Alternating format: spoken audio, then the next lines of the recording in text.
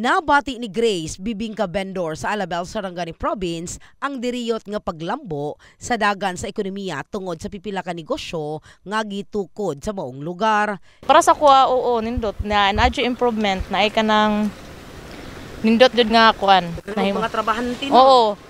Daghan na niya ang kanang naapoy kanang pras anang dito sa katong Unihub god. Naanapoy mga ano karon.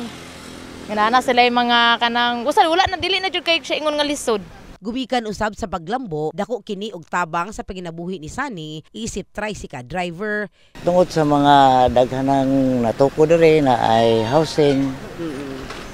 Basta daghan pa. Sa pangabuhi tayo. Sa panginabuhi, medyo adaan po sa unang medyo pigado pero bintaan po karon nagkanam naman po kadaghan ang tao dito sa Alabel. Sa bahin ni Sarangani Governor Ruel Pacquiao, gawas sa kamanga agro-industrial economic zone sa Maasim, gido sa usab sa probinsya ang pagpailawom sa economic zone sa Alabel, kinidungan sa pagpalapad sa agro-industrial opportunities, ecotourism ug pagsulod sa mass housing, partikular na sa moong munisipalidad. Prioridad karong 2024 ang pagpalambo pa sa local economy ug paghatag og gilayong serbisyo sa katawhan. Kamusgon nato ang atong services no sa katawhan and we attract, convince the investors to come in kay man ang atong gusto mahitabo daghang mga investors nga mosulod sa probinsya para makahatag ta og employment, generate og income no? So for 2024,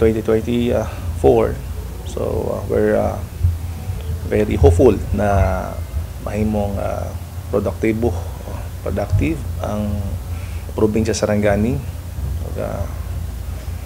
Daghang pan pa ang local economy no sa Sarangani province.